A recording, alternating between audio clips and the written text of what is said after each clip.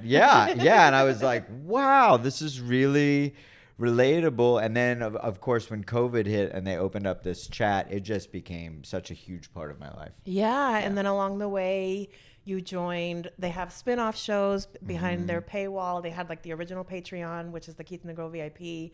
So you're one of the diamond dogs. Yeah, I am a diamond dog for sure. What does it take to become a diamond dog? I don't know. I think that that Keith is best equipped to ask that. You just joined and you don't even know what the club is, or the entry fee. He was like, I have a vision for a podcast that would be like our group chats, like on the side, like just riffing. And so, that's kind of how it began. And what if him bullying you every Wednesday is just your continued entry fee? MeMeCherry presents a series of fortunate events. Fortunate events. Fortunate events. A series of fortunate events.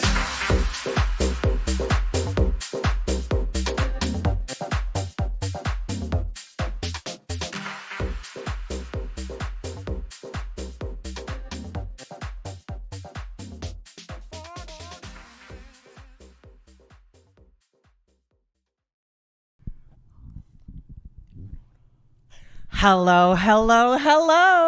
Welcome back, everybody, to the latest episode of the series of Fortunate Events, a podcast brought to you by who? It's still me, MeMeCherry, and today I'm coming to you from semi-sunny Los Angeles, quasi-sunny, and I'm joined by... Craig Klein. Oh my God! The Keith and the Girl community goes wild. This is the crossover of the era, of the century. First of all, how are you? I'm very well. Yeah, it is. I have a feeling that a lot of these clouds are going to burn off around maybe a little bit later in the day. With my star power, everything burns off. Yeah, sure. I started to go down that rabbit hole, and then I'm like, wait, I don't know if that sounds right. I felt it. You felt it, Delulu? Yeah. So tell all the listeners at home, all the kitty cats, all the ponies, all the queers, all the straights, how do we know each other? Well, we know each other through the Keith and the Girl podcast. Yes. And very specifically a chat room that we've been doing for the last 3 or 4 years or something, like 4 years. Wow. Yeah. That feels wild. Yeah. So for 4 years, we've been kind of meeting for group therapy masked as a poker tournament for like 7 hours every Wednesday night. So it's been very, very nice to get to know you. And this is actually our first time meeting, right? I know, in person. Yeah, right. I know, it's like, I feel like I know you, but it's weird. It's like one of those things that like, I've been doing this internet friends thing for so long. And every single time you meet a person in person after knowing them on the internet for so long, it's always kind of like, hi. You know Where's what? the box around you? Yeah, and you know what? I think that maybe, I don't know why exactly, but I don't feel affected by that transition anymore. Yeah. It's actually alarming to me when people bring it to my attention that maybe I haven't met them in real life, and it's like, wow, that's not the way my memory works at all. I guess maybe virtual relationships are on equal standing to me as physical. Yeah, for sure. I mean, they are for me, absolutely.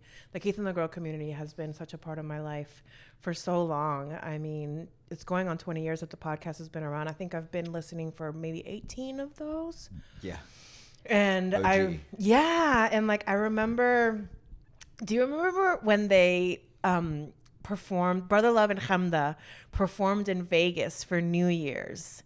And that was like a meetup. You might not have been around back then. This is like a deep, deep cut. Yeah, see, when the Keith and the Girl podcast started, although I've been friends with Keith for like 20 years, it started right at the time when I left New York for the first time. Yeah.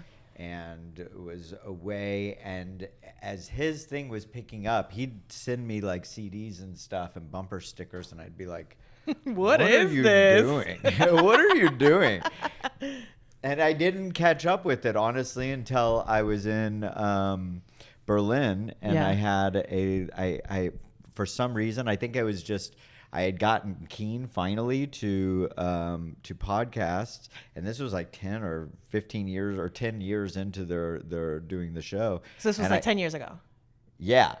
And I started listening finally. Welcome. And yeah. And I was like, wow, this is really relatable. And then, of course, when COVID hit and they opened up this chat, it just became such a huge part of my life. Yeah. And then along the way, you joined, they have spin-off shows behind their paywall. They had like the original Patreon, which is the Keith and the Girl VIP. So you're one of the diamond dogs. Yeah, I am a diamond dog for sure. What does it take to become a diamond dog? I don't know. I think that that Keith is best equipped to ask that. You just joined and you don't even know what the club is, You know, or the entry fee. He was like, I have a vision for a podcast that would be like our group chats, like on the side, like just riffing. And so, yeah, that's kind of how it began. And what if him bullying you every Wednesday is just your continued entry fee? Yeah, I mean, It's just you paying your dues every week to be a diamond dog. yes, actually, well, I'll be honest with you, being a diamond dog isn't that valuable. But Fake diamonds. Yeah, they are It's fake more like diamonds. cubic zirconia dogs. Not even. They're just like kind of plastic, but it's okay. We're Rhinestone not, dogs. Yeah. We don't. We prefer to not have blood on our hands. That being said, Yes, I love how seriously you take this. yeah. Well, you know, Actually, I think that the way that that by the way, she likes you. I am. Oh, great. Well, I like her too. I don't. She's like just out of frame, but Honey is very into Craig. Yeah, I'm very much. I play, I think, a character of like the fall guy to Keith's. Bully. Not bully. I mean, maybe bully. Jock. Yeah. You're the nerd to the jock. He's definitely more. I'm the nerd to the jock. But honestly, What space locker? yeah. But I should clarify that he's not. That when you say that I'm the nerd, I don't use that in a defamatory way. No, the nerds run the world. Yeah, I would rather be the nerd than the jock. I'm a very high paid nerd. I will take it. Hell yeah. I'm just turning into a jock. Okay, so Keith and the Girl. We'll stay here for a little bit because I feel like it's a big part of why we know each other, and it's very much a foundational part of this podcast. Sure. I mean, when I went back to listen to the first few episodes, like I literally was kind of like low-key like a recap podcast, just talking about other things that I liked. And so Keith and the Girl came up a lot then. And I just recorded episode 100 with my bestie Mama Celeste and Florida Man. Hi, we're back. With a series of Fortunate Events Podcast! Episode 100. Oh my God. How do you get to 100 episodes? I want to know what the people next to us think is happening. Oh, they're fine. They're used to murder and They think we're filming a porno.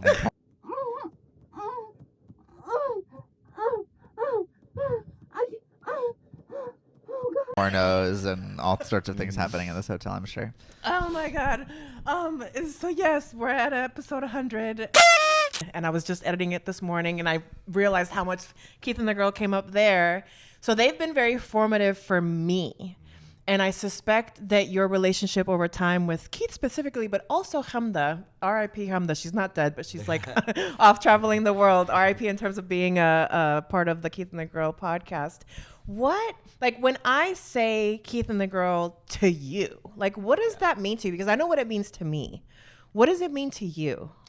What does Keith and the Girl mean to me? Yeah. Wow. I mean, I think I understand what you're asking. But Like what comes up? What's like the first thing that comes up? If we're playing like let's play word association. Okay. Let's just go Keith first. friend. Hamda. My friend's girlfriend. Former girlfriend. Yeah, but I mean that's the first thing that pops into my head. Like that's Still to this day. Yeah, well that's Do you think that you remember? Not that Chemda. I was honestly just like blanking out and just like giving you word association. But it's interesting that that's still like the first thing that comes up. I think that the way that you meet people is the way that you remember them. You know what I mean? Or think about them, and then everything else is kind of a deconstruction or like a sharpening of that instinct. You know, so the way that Chemda entered my life personally, outside of Surf Reality, where you know she was a singer. And so I knew her through you know, where Keith met her. But once they started dating, then I became more formal with her. So I still, like, my association to her is linked. Like, she's not calling me. You know, I doubt that she would call me and say, what's up, right? Sure. Yeah. Okay, so that's my association to Chemda. That's interesting. Yeah. I wonder if this is... Now this is like, there's many rabbit holes that happen in my head. That's why I think I'm part okay, Alice. Great. And I wonder, not to generalize, but I wonder if this is like a man thing, because I have found that with my ex, who I was with when I was in my 20s, and I am 44 now. He is 10 years older than me, and every time that we talk like once or twice a year. He still is mind blown that I'm a different person now. Like, he still sees me as that little 21-year-old girl that like looked up to him and didn't talk back and barely had any opinions. Yeah. And now that I talk back and I have opinions, it's like, whoa, who the fuck is this? Right. I think that it's how you relate to each other in space. Also consider that I haven't been in the same room as Chemda since they were together. That makes sense. Since they lived together. Yeah. You know, so that's it lives on in my mind like that. Now, I think that like when I go back to my hometown that I went to high school with the people there relate to me totally different than anybody else would, you know, dream to or dare to or whatever, you know what I'm saying? Like, they just wouldn't think to relate to me that way. And I'm actually, sometimes I get offended by it, like you were mentioning, you know what I mean? It's like, who the fuck are you? But it's cool because I get, and also I'm seeing them the way that I left them, you know what I mean? Senior year or whatever. So it's, I get it. It's a weird way how we place, people, you know, time, space. Yeah, sure. Yeah. Sure. This is the slippery slope that we're going to go down when you ask for free association. Let's keep associating. Podcast. Radio. 5 on it. Talk. Diamond Dogs. Friends. Poker. Hate it. Wednesday night chat. Therapy. My dog. Cute. Okay, me. Cute. Oh, thank you. I was not fishing for that one, I swear. Okay, I feel like that's cute. I like it. I think this is a good place to button up my, it's not an obsession, but it's definitely ADD hyperfixation. Like, realizing this year that I have ADD and that with part of that comes hyperfixation has helped me realize sometimes it's like, is it obsession or is it just hyperfixation? Sure. Yeah, it's always hard to say. Yeah, that's interesting. Obsession or hyperfixation. I mean, sorry. Yeah, I guess I microphones. I think that that because you have a very soft and dulcet voice. Oh, do I? Yeah. You're the first to say that. I think that hyperfixation. Okay, so obsession is a hyperfixation. Yes. Right? Yeah. So, but not all hyperfixations are obsessions, is what you mean? Yes. I feel like obsession is like a toxic hyperfixation. Oh, or it's a hyperfixation that can have toxic tendencies. Okay, I see. Because I feel like obsession can compel you to maybe do things outside of your own character that you normally wouldn't do. Who's to say that that's wrong, though? I like how you think. Toxic. You know, I mean, talk pushing to- ourselves finds. But then to finds me, boundaries. hyperfixation is like, so for example, like me going to the gym for the last month, preparing for my Roland debut this Sunday. I'm so excited. Hyperfixation. Me also going to the gym because I had a crush, low-key obsession. No, I don't think so. Oh, thank I you. don't think it was an obsession. I feel like I need you more in my life. Yeah, I don't think it was an obsession. It was a fixation, and you'll get over it. Yeah. You know, fixations. Maybe the way that I would define the two, now that we're talking about it, is a fixation is probably fleeting, and an obsession is lasting. Okay. It doesn't stop. My dog, obsession. Yeah. Okay. That's not bad. That's not bad. Like I'm obsessed with.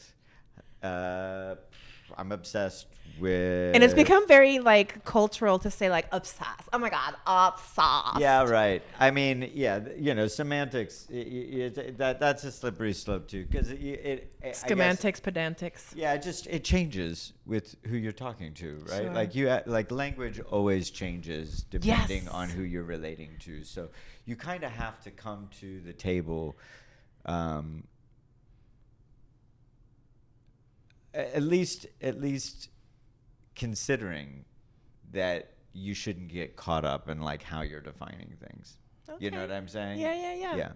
I like it. You have I like the way that you look at the world. It's interesting because like when we come together in the chat on Wednesdays, I mean, talk about a motley crew. Like I think it's the only room that all these people could actually be together in that room and relate. Like, I feel like so many of us are so different, but Yeah, sure. and you sometimes get a little, like, again, you're the fall guy. You're the kind of like the pa-dum-pum-ta-tum. And I always appreciate your kind of like kooky and very kind of like loving, because you come from a place of love and you come from a place of yes, which is very me, but I find it very rare in this world to find people that come from a place of yes.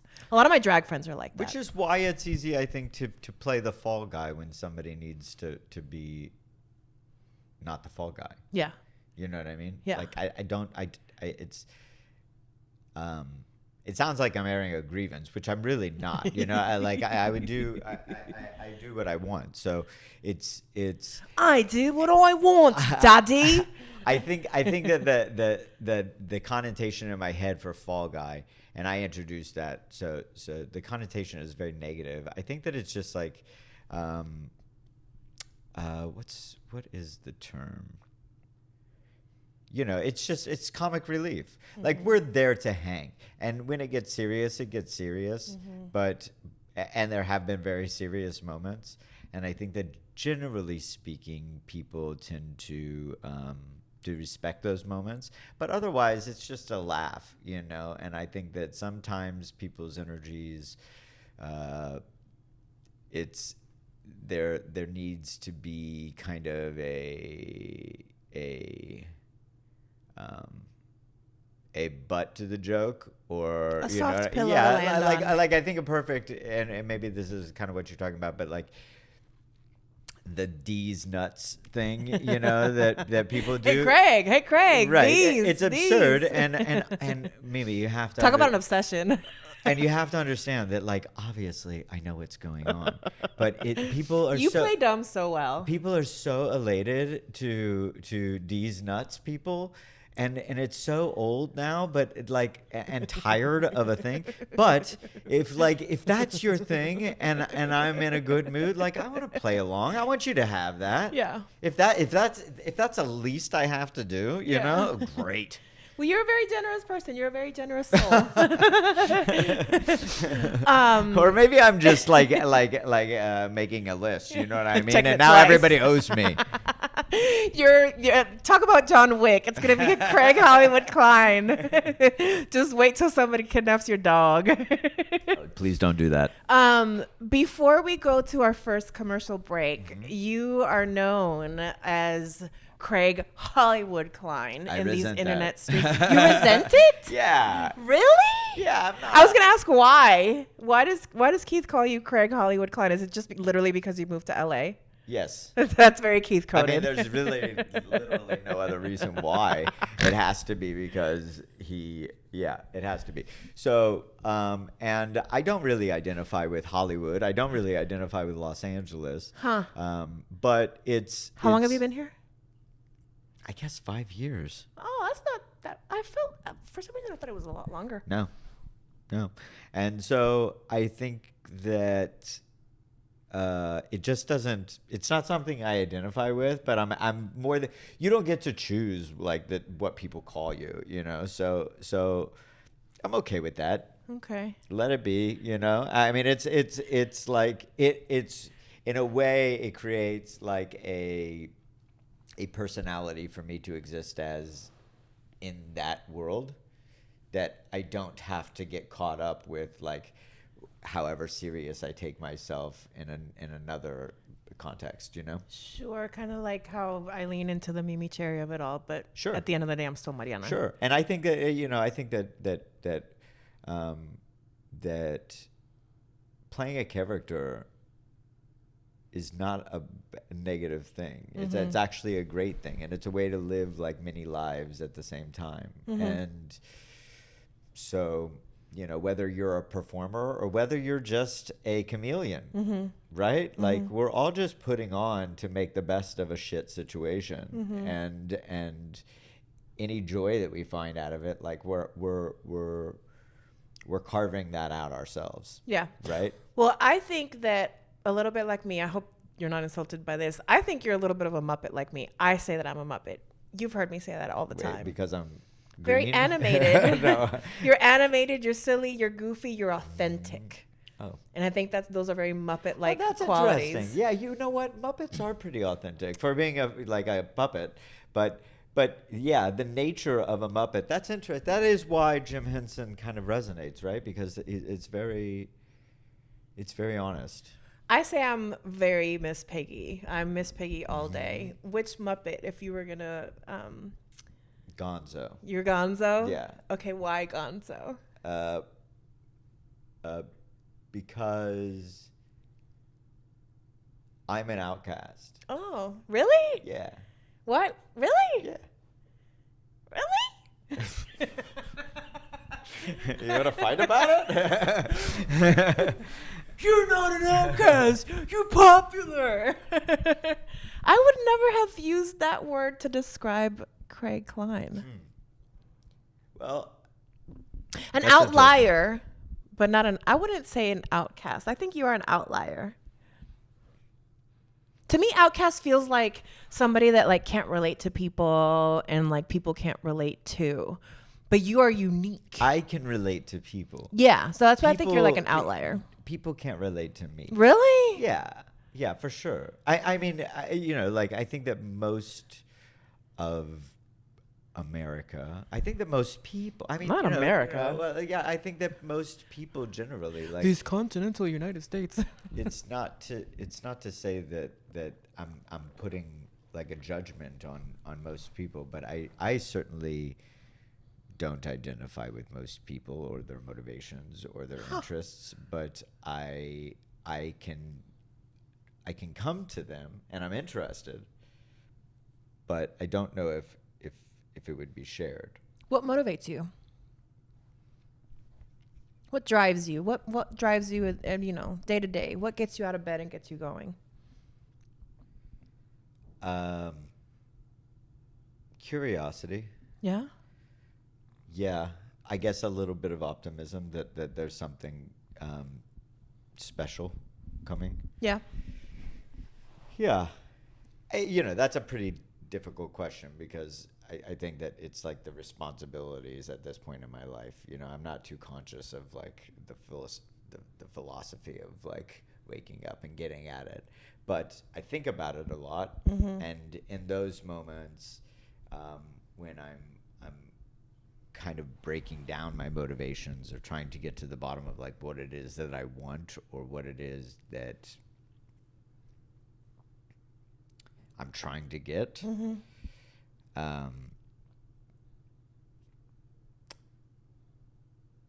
I don't find a very sharp answer.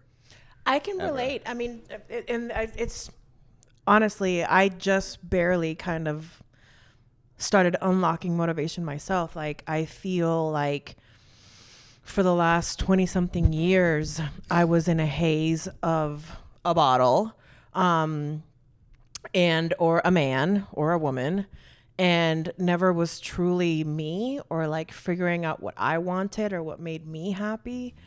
And removing alcohol from my life helped me refine some of that vision. It helped me just have a vision, period.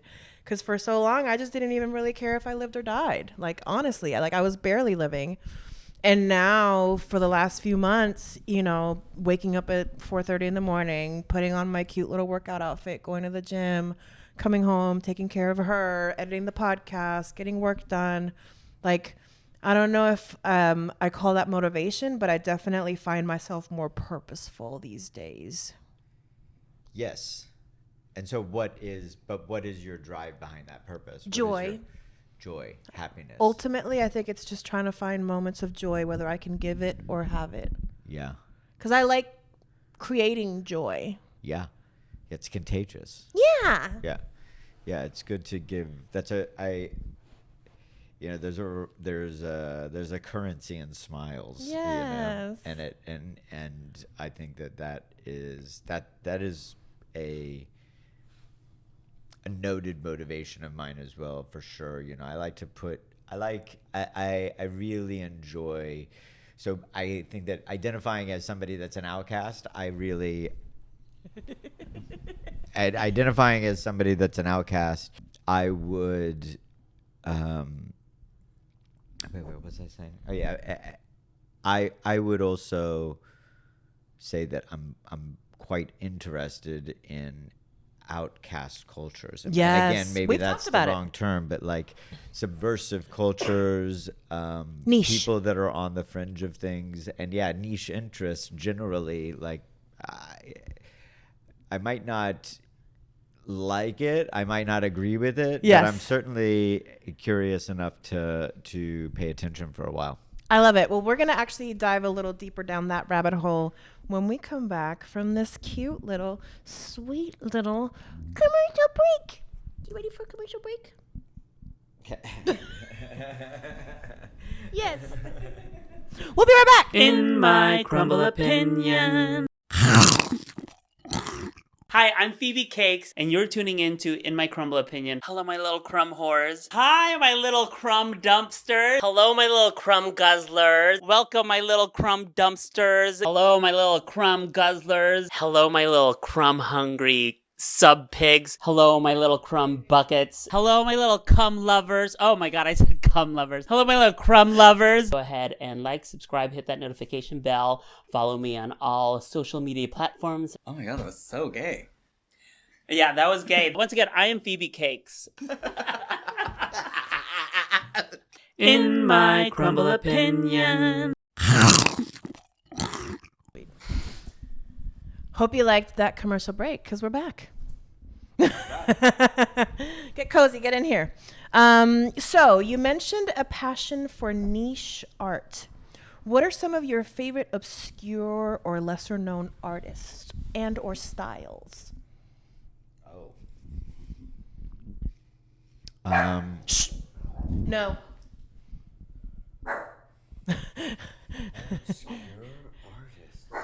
And if that's kind of bringing you to a blank, we can come back to it. Ma'am, is there a ghost? I swear there's a ghost in here. Last night, yeah, we checked in last night. Totally deviation. See, you got saved by the dog. We checked in last night, and she just kept like wanting to be in this room because we were in the bedroom, and I had the door closed, and she kept kind of like wanting to do something. And why did all of a sudden that door just go? It has to be a ghost. Yeah, and then she was just like, and then she came out here, kind of, examined, and then came back, and it was like, okay, we're good. Ghost hunter. She's very in tune to ghosts. Yeah, and I'm convinced that back home in my apartment building, there's a ghost in the elevator, because she randomly will react to something in the elevator and there's nobody there. Have you thought that maybe your dog is schizophrenic? No, I'd rather believe she's a ghost hunter. But they do see things that we don't see. Yeah, I believe that. And they're tuned into realms that we're not tuned into, and frequencies. Okay, so she saved you. We're just going to go into straight of a silly game. Okay. If you could send a famous art installation to the moon, which one would it be? I don't know. Probably something by Damien Hirst, because I think that he's a pain in the ass. And yeah, if we could just shoot Damien Hirst to the moon, that would be really good. Okay, you're creating an art exhibit inside a spaceship traveling to another galaxy.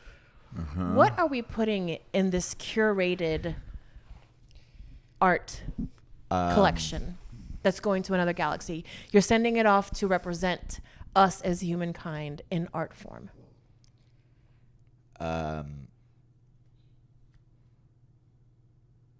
Pink Flamingos by John Waters. Oh, nice answer. And a statue of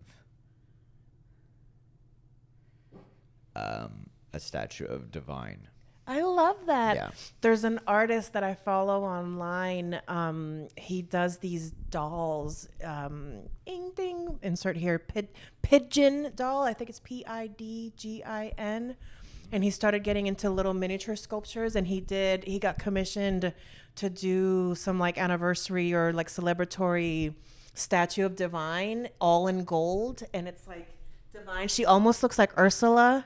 Yeah. It's so cool. I think Ursula was probably based a little bit on Divine. Oh, she was, absolutely. Yeah. No, it's actually canon. Yeah. It's part of the lore. Yeah, it's amazing how John Waters has really like affected culture. Yeah. Like middle America, suburban culture. It's ingrained. And in fact, that's why I think that's why he resonates. He speaks to middle America, suburban culture, you know? Yes. Did you ever not John Waters, but I feel like Weird Anish and Suburb. Did you ever see Gummo? Of course. It's funny because like years and years and years ago, when I worked at 24 Hour Fitness, we used to hang out with like the personal trainer, manager, and like the sales guy, and we would go party, and then the after party was always at their house. And 9 times out of 10, they would put on Belly, and then they would put on Gummo. And it's because Gummo is in Belly. Wait, Gummo is in Belly? Yes, at one point in Belly, they're watching Gummo. Oh, really? Yes. Oh, I didn't know that. Yeah. Yeah, Gummo is a great movie. Harmony Korine is one of my real favorites. Yeah. I was super, super, super influenced by him and Todd Solondz as like a high schooler, and they really like kind of shaped or helped shape what I thought was interesting out of film. Let's go back to John Waters. Yeah. Alien overlords have landed. Mm-hmm. You're part of the culture ambassadors, and you have to explain to our new alien overlords what John Waters movies are and who John Waters is. I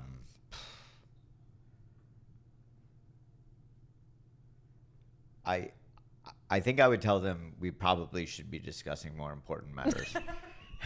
But this is what your cultural ambassadorship role is. Okay. I would try to. That's not very yes and, Craig. I'm trying to think of like. Okay, then what are you telling the alien overlords then? If John Waters is not important enough. Well, it's important. And okay, so if I were trying to explain I think that what you're asking is if I were trying to explain to somebody who had no understanding but wanted to understand what I think John Waters is culturally, I would say. Sure, that's exactly what I asked. That it is a display of the worst of us and the filthiness of us and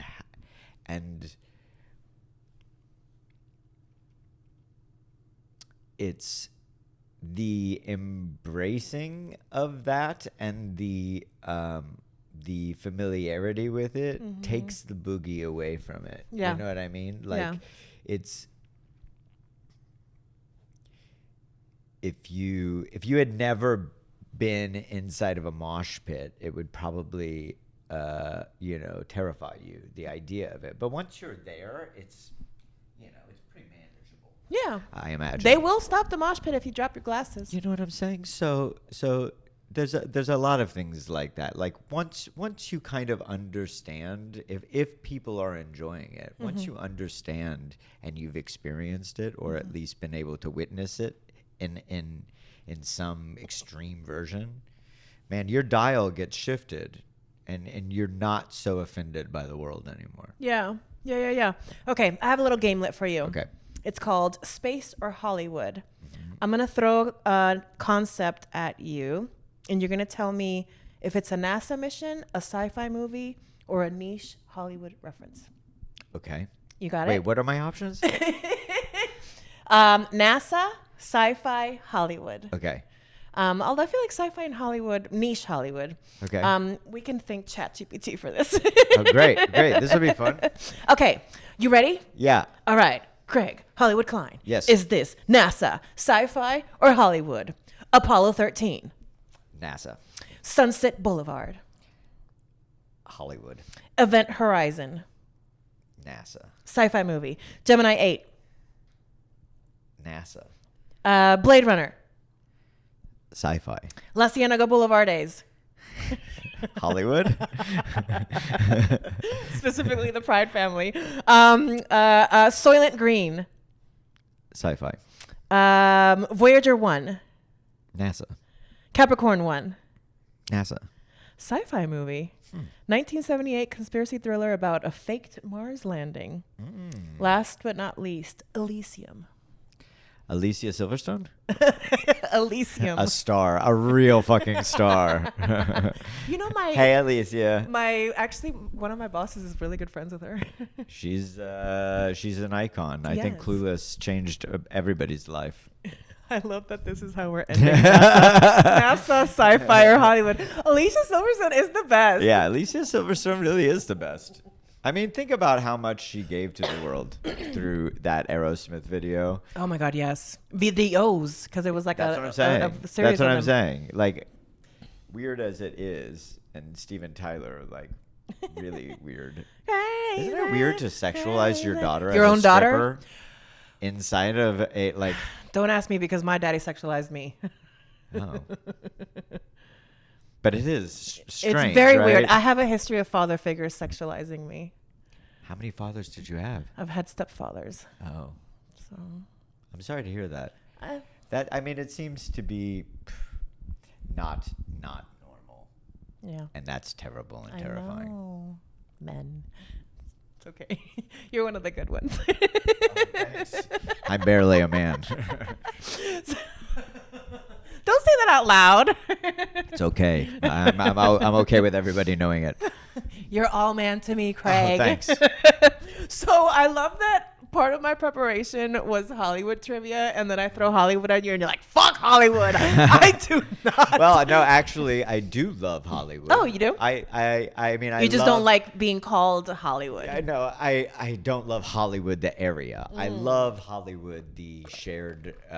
I'm stealing this quotation. RuPaul from says somebody. Hollywood is not a place; it's a feeling. I say that Hollywood is not a place; it is a shared memory. And it's like this group that it's like a collective dreamscape that no matter where you are in the world, you have a vision that Hollywood gave you. Yeah. And that is beautiful, and you can feel it in LA. That's one of the few things that I love about LA is that It feels LA. it feels like you're inside of a dream. Yeah, when I was walking down Sunset Boulevard this morning, watching the sun come up, and with like all the billboards, and it was so quiet too. It was 6 a.m. and it was me and like the private car drivers that were like sitting outside of a hotel waiting for like whoever their client is. Sure. But it felt like I was like, I am in LA right now. Yeah. Yeah, I mean, and you're in a great place. West Hollywood is like, it's a very especially in the mornings. Yeah. Especially in the mornings, you see the people taking the walk of shame, and you're also seeing people like pick up and the city come to life. Yeah, it was really cool. Well, with that in mind, I have a little gamelet. It sounds like you might go along with it. And it's a little Hollywood trivia. Ta-da, ta-da. Ta-da, run up and down the aisles. Ta-da, ta-da. Ta-da, ta-da, ta-da, ta-da. Wait, that's The Price is Right. Sorry. I'm Puerto Rican. I get my references confused.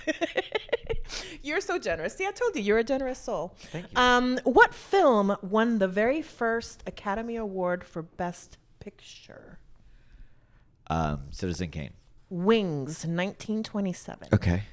Who was the highest paid actor in Hollywood during the 50s? I don't know. Cowboy.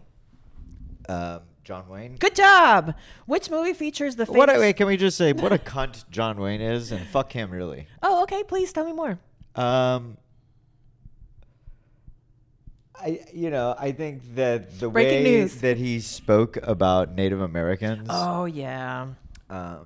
especially being as exploitive of that culture as he was, you know what I mean? Like Yeah. it's one thing to watch those old John Wayne films. I'm not a John Wayne fan of his like work. My anyways. grandfather used to love the movies. I like westerns, but I'm not a particular fan of John Wayne. He's a little like over. It's a little simple for me, but I think that we're taking down statues of people, and it's like, did he really do that good? And like, really, fuck him for like exploiting this like part of American culture. And it's one thing to play the role and have an understanding of what you're doing. It's another thing to like really think that these people were worth killing. Yeah. And that it makes those movies very hard to watch because it feels like it's real like fucking genocide that they're like cosplaying. Yeah, I mean, white supremacy propaganda is strong and real. Yeah, I think so. Sorry, I just didn't want. I had to speak I didn't want anybody to think I was aligned with fucking John Wayne. Oh, Craig, I don't think anybody thought that. Which movie features the famous line, "Here's looking at you, kid"? The Maltese Falcon. Casablanca. Casablanca. 1942. Yeah. This is not Hollywood trivia, but did you ever watch BoJack Horseman? No.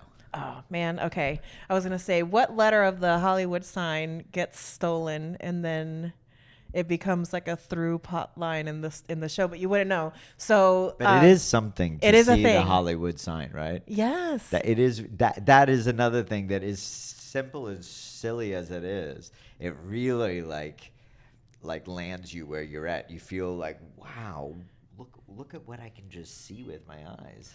It's real. In BoJack Horseman, spoiler alert, a very intoxicated BoJack steals the D to give to his crush. Hollywood. And then it becomes Hollywoo. And so for the rest of the show, Hollywood becomes Hollywoo. Funny. Yes.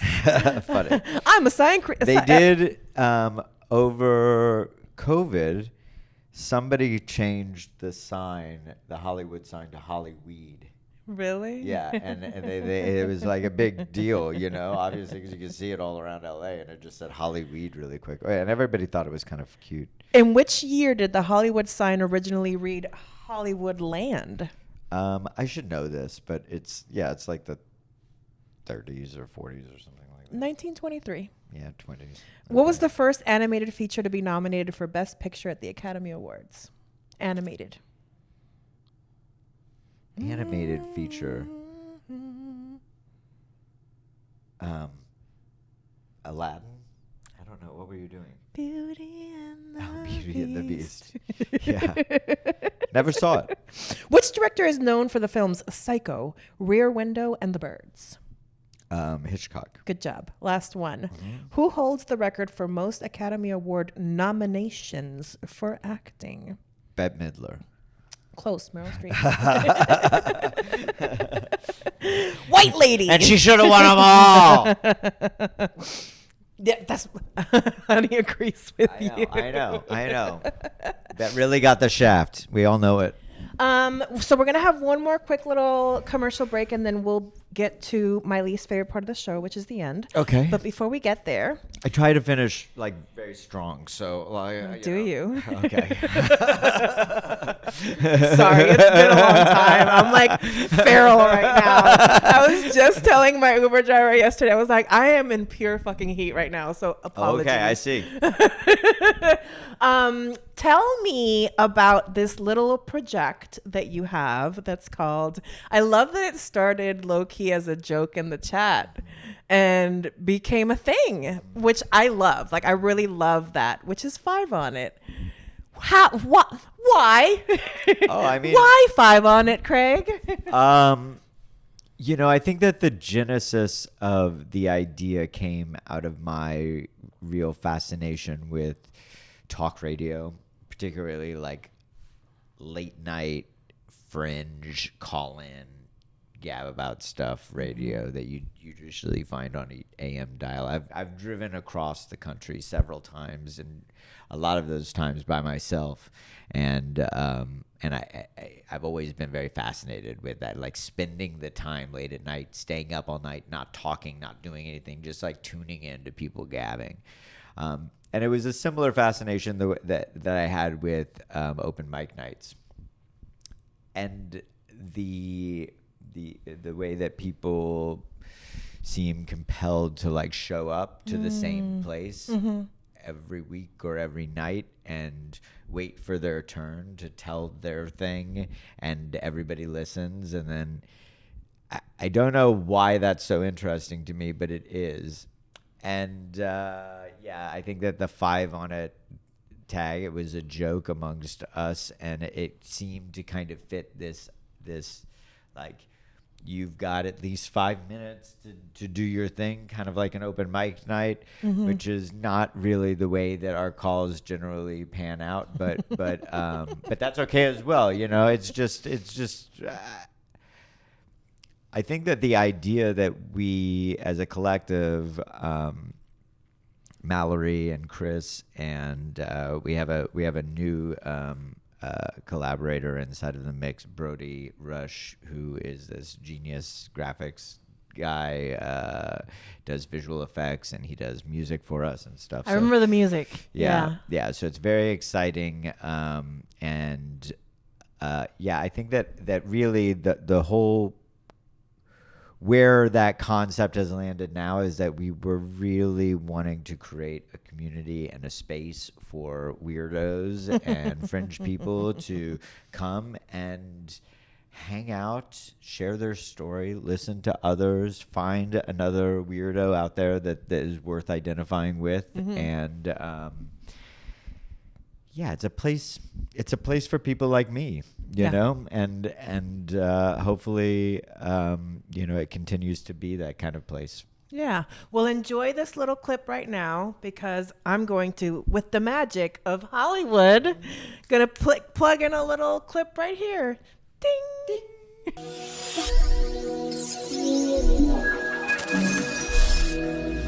Hey, we promised everybody that we had a special guest, and indeed, I will deliver. We have a wonderful guest for us tonight, MeMeCherry from the Series of Fortunate Events podcast.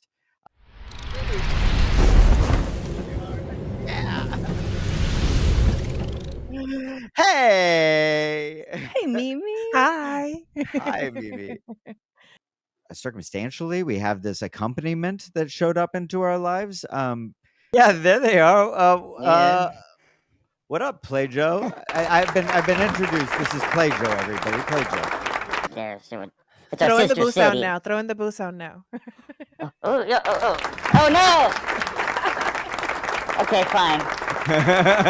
I'm gonna move around the screen a little bit here. Okay, oh my god. Okay. I want to whisper something in Craig's ear since I'm over by him. We love whispers around here. Okay. I love you, and I'm watching you.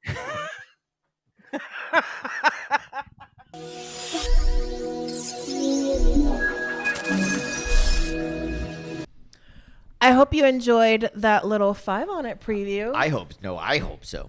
Well, when I was cutting it, and every time I watch it, I laugh because you were having this moment where you guys were dissecting a call. And you were debating if the person's name was real, and then you gave him a different name, and then you were fascinated by the concept of, is he actually in a hotel? And if he is in a hotel, why isn't he in a hotel? Like, just the way that you were like, is he actually? And if he is, why? It gets me in the funny bone every single time because you're so authentic about it. Well, I think that, people who are troublemakers or that want to call in, I invite that. Yeah. These are the people that I'm curious about. Like, what? Okay, so you're compelled to call and, I think they Microphones. I think that they said that I was gay or something like that, and oh yeah, because this guy with his jacket, gay green jacket or something like that, and so. Okay, cool. You got your time. Yeah. But stick around and tell me what is it that compelled you to do that? Are you in a hotel? And why are you in a hotel? Yeah, it's just a weird world that this person fabricated to universe. Give themselves context, and then you think to yourself, did you do that intentionally? Did you want to be? Are you actually in a hotel, or did you create this universe where this troublemaker guy who's calling a show, is I hope I'm such a troublemaker. Nobody wants me in their house, and that's why I'm in a hotel. And it's just very I can't believe that it's not butter. That it's what the reaction that person wanted. Yeah. So well, there is that whole internet troll thing of poke, poke, poke, poke. Oh, they saw me. Well, I mean, they called. Yeah. It's I don't know what you want. What is Well, I think the door was open. You didn't trick me by getting in here. Yes, here. I feel like it's a very similar psychology to the people that boast about being blocked by people online. Have you noticed that? Have you ever seen that? I don't really participate. Yeah, there's this trend where people who consider themselves trolls online, they will publicly boast blocked by Lisa Rinna, blocked by blah blah blah, blocked by Craig Klein. Sure. It's a badge of honor. Yeah. That they incense the person to the point of blocking them, which is so interesting. It's so not my personality I only block type. Fundamentalists from my hometown. That's really it. But otherwise, But I feel like it's a very similar psychology. Yeah.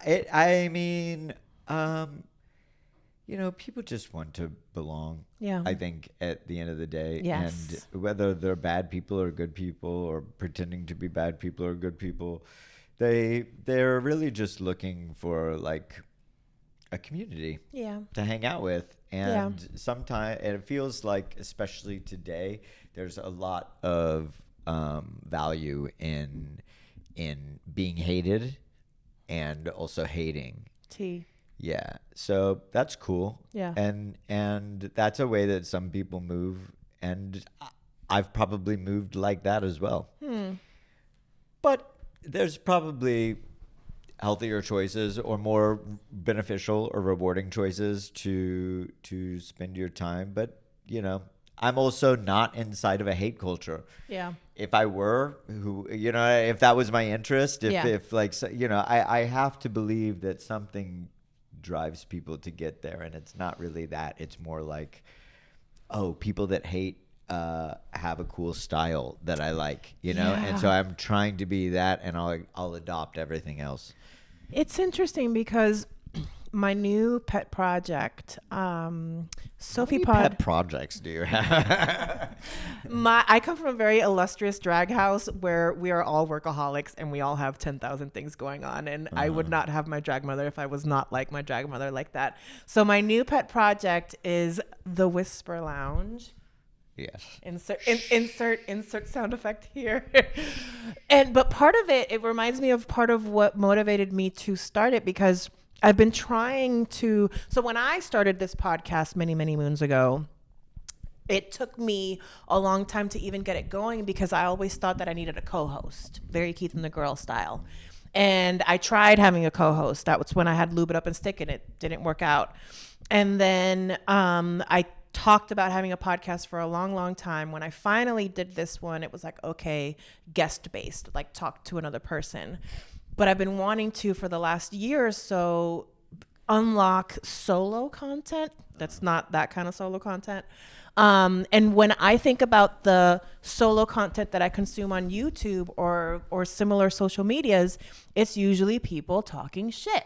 And, you know, talking shit about a TV show, talking shit about gossip, just talking shit. Most of the time being cunty or hateful, which can be fun, but that's not very me. And I was hanging out with some friends one day, and I started singing. Somebody was playing on the radio Careless Whisper, and I started singing Careless Whisper to my friend. And then the next day I'm walking Honey, and I'm singing Careless Whisper. And then suddenly I'm like, what about if I started like a secrets podcast where people submit their secrets anonymously? So I started pinging back and forth with ChatGPT. I was like, what about calling a show Careless Whisper? What about the trademark? And ChatGPT was like, how about this other name? So that's why we now have the Whisper Lounge. Pretty good. I with an old collaborator of mine, we used he helped me use ChatGPT to come up with a new name for a project that I was doing, and it didn't give us the name that I ended up with, but it really, really helped. I use it as a sounding board. It was an interesting conversation to have. I want to get better at being able to discuss things with the AI verse. I get it, because for the longest time I was very hesitant, very afraid, low-key, like I don't want to teach it to take my job. But this year I got more comfortable with it, and the idea of using it in places where I have gaps or I need help, because this is a one-person show. Like, I record, I edit, I produce, I host, I promote, I do everything. And being able to have a little robot that can help me just kind of like bounce back and forth ideas has been so helpful to scale, because it's helping me scale the production. But anyways, I say all that to say it's a baby project, and it can only become a less baby project if you all send me your cute little secrets. So your secrets are safe with Mimi, sofepod.com/whisper. Let's make the Whisper Lounge something cute and something fun. It can be a funny secret. It could be a scandalous secret. It can be a silly secret. But the thing for me is that we all have secrets, and most of us have voyeuristic tendencies. So I figured it was more authentic for me to be talking about people's secrets than it was to be hateful and just be another person talking shit on the internet. Sure. That's weird. Why are secrets so interesting? Because I'm voyeuristic. And I think it humanizes us. What's the deepest secret that you had so far? Me? No, I mean on your show. Well, it's still a baby project, so I haven't. Okay. I'm still collecting secrets. Yes, Right. We're collecting secrets. So send me your secrets so that I can finally put the pilot episode out of the Whisper Lounge. Great! I can't wait to tune in. Yes, send me your secrets. I have none. Oh, see, I love that. You and Florida Man, both of you. I have Florida no Man. One of my. Sorry, you don't know my other side. There's like two sides of my brain. So I have they were on my 100th episode. Walter, also known as Florida Man, Can't be a good connotation. It's their performer name. I see. And it's hilarious because, whenever there's something in the news talking about Florida Man this, Florida Man that. But yes, when I mentioned the Whisper Lounge to Florida, their gut reaction was, I have no secrets. And I was like, well, good for you. I can't think of too many secrets that I have. Well, save them for the Whisper Lounge when you do. Okay. But before we finish, I want you to tell me what your vision. No, first, talk to me about working with Mallory and Chris on Five It's on incredible. It. And what is your vision for the future of this project? Yeah, I think that our vision is one that collects a community there, and that it gives an identity to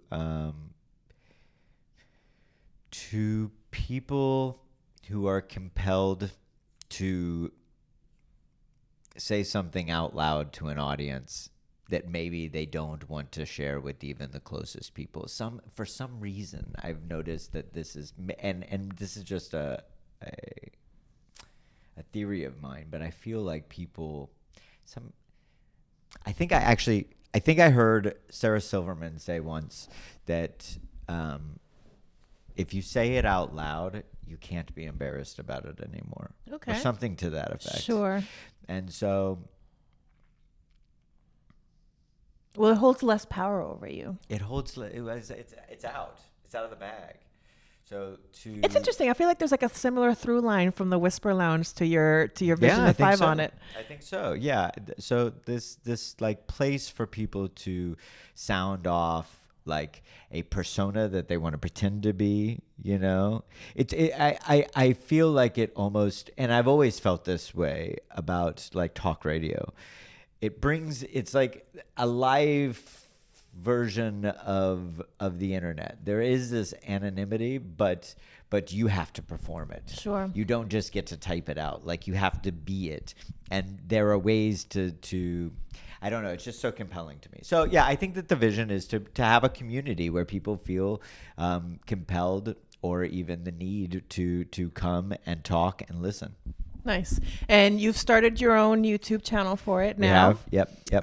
So it's going to be 5 on it live. Yep. You have an Instagram for it. We do 5onit_live. Please check it out. We're really collecting our community. We're dialing our project in front of everybody. That was another one of our real motivations, was to not overthink and try to perfect what we want to be in the beginning, but lend some of that ownership to our community and grow and evolve to what it feels like we need organically. You're learning the lesson that every person that starts a show, your show is never the show you start. Yeah, right. It changes and it progresses over time if you care about it enough. Correct. So I'm loving that you're already you 4 now, started as 3, now 4, are embracing the evolution, and you're embracing the growth, and you're embracing the challenges. Because, I feel like as content creators, it's really easy to like fall into a little, safe place of content creation, and to like try to break out of that and keep expanding and keep changing. Because that's something that I've tried to do with myself. And I even think of ourselves as not a content creation. It's not. To me, you're almost more performance art. I feel like it's more curation or as opposed to a I like curation. It's like a beacon in the night, something that I've thought of, like, when you think about like dating apps or something like that, right? Like, what exactly are you doing, and what compels the people? Like, you're obviously in that little page. You are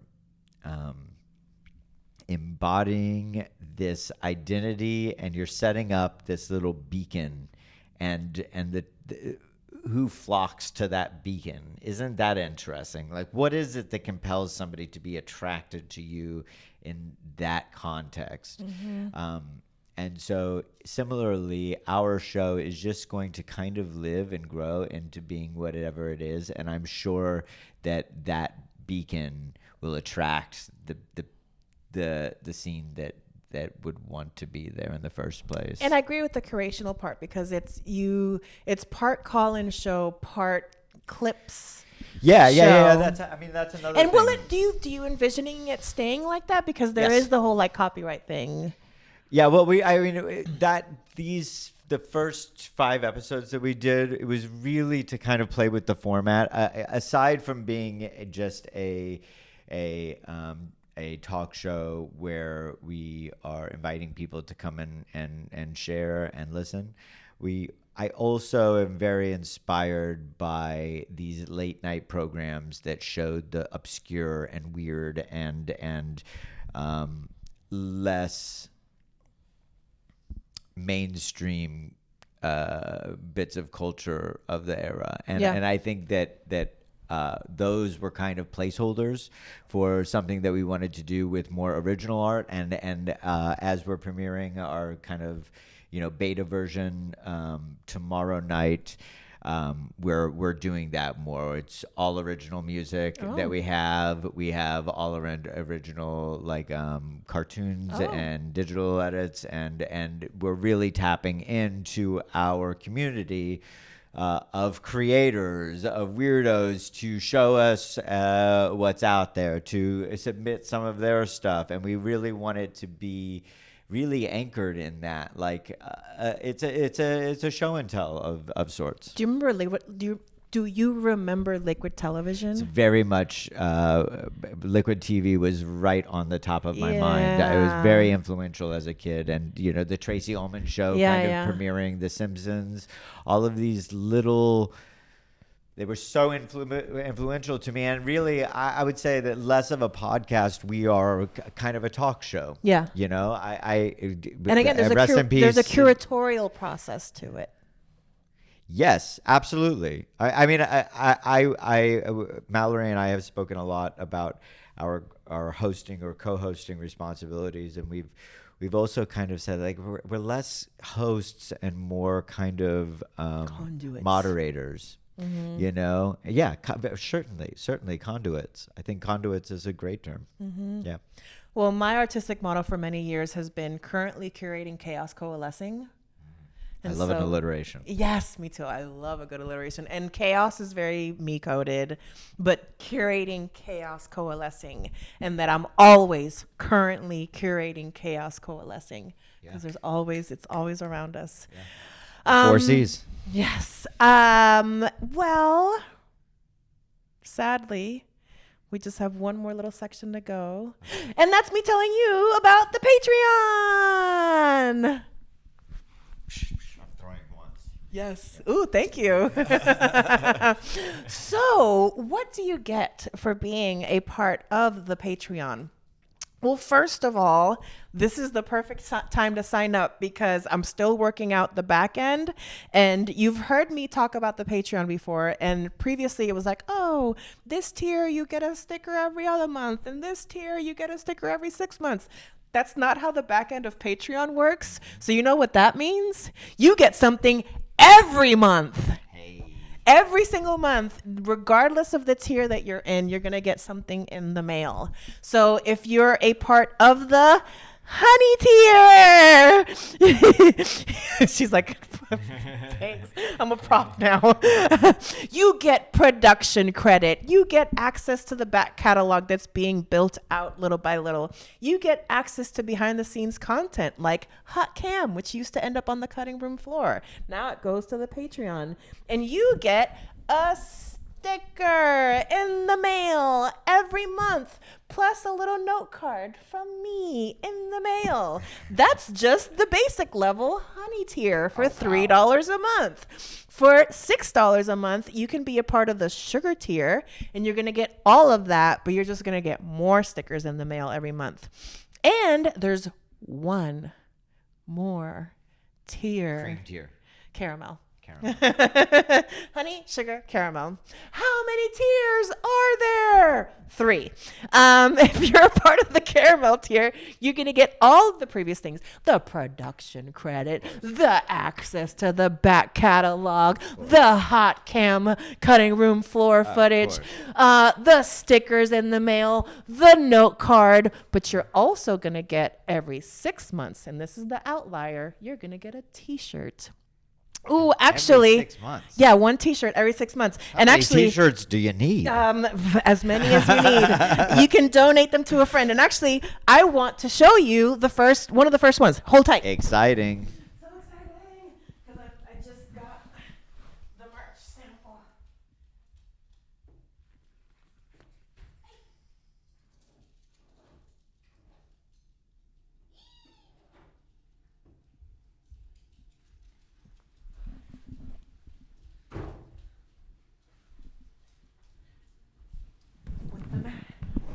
with the magic of TV. I'm back. So I'm working with artists for all of this merch, and so you're gonna recognize this because it's the same art. It's a great logo on the magnet. So this good. is gonna be one of the first shirts. My idea is to basically have like seasonal drops, and so for example, like the 2024 t-shirt options would be like this and another option. Very cool. And so every 6 months I'll ping you and be like, which shirt do you want? So you also get to pick which design you want. There isn't a better deal in all of society, I'm pretty sure. I'm pretty sure. I love my friends. They're so supportive. So please become a part of the Patreon. This has been a completely self-funded project since 2017. DIY. Yes. And I really want to continue to bring you interesting conversations with interesting people. I want to be able to continue to take the podcast on the road like we are today, coming to you from the beautiful Mondrian Hotel in West Hollywood. And I want to just keep spreading joy and positivity because I feel like we need that more in this world. Yes. So by giving me $3, $6, or $9 a month. You're literally saving every child that has ever been sick. And honestly, like This one. that's the one. That's the one. And all of the others. And this is really, you can end hunger by doing this. And I think you should. I mean, why wouldn't you? Literally, why wouldn't you end hunger? You don't want to end hunger? What about thirst? Do you like being a thirsty bitch? No. So, Craig, Yes. not Hollywood. It's okay. You can call me whatever you want. Just don't call me late for dinner. Or Susie. You can call me Susie. Hey, Susie. Yeah. So, hey, Craig, I know that when we started, you didn't know what to expect. You low-key didn't even know what show you were going to be on. You were like, I'm going to be on a show about secrets? I was like, no, that's a different one. Now that we're done, how do you feel? I feel great. I Yeah. fil great. It was so fun. I have listened to your show. I think that you do a phenomenal job. And it's always such a pleasure to spend time with you on Wednesdays. And yeah, I'm a full listener, full supporter. And You're a friend of the pod? I'm a friend of the pod, and I'm very happy to be here. I'm very happy to talk about the stuff that we've got going on. And yeah, and to meet wonderful little honeybee. And so before we go, what do you envision for my podcast for the future? Oh, I can barely envision for me. Maybe it's a lot to ask for me to envision for anybody else. I'll take it. I'm sure that it's going to be very successful. You know, it's very rare to meet people as driven and as excitable as you are. Excitable. And so yeah, which is a great thing. You know, Makes me sound like I'm a puppy. I mean that in the way like it's especially when you've lived a little bit, it's hard to find the thrill anymore, you know? And so to do that, you have to let yourself, and you have to kind of motivate yourself and put yourself in new situations and find new things to explore and obsess over, you know? And Hyper-fixate. Sure, yeah, either way. And whatever it is to you, whatever, as long as you're moving and you're making, then you literally couldn't be doing anything better with your time, I think. Oh, well, I think we literally can't end it on a better note than that. Boom. Okay, now we touch tips. You are a friend of the pod! Ding, bye! MeMeCherry.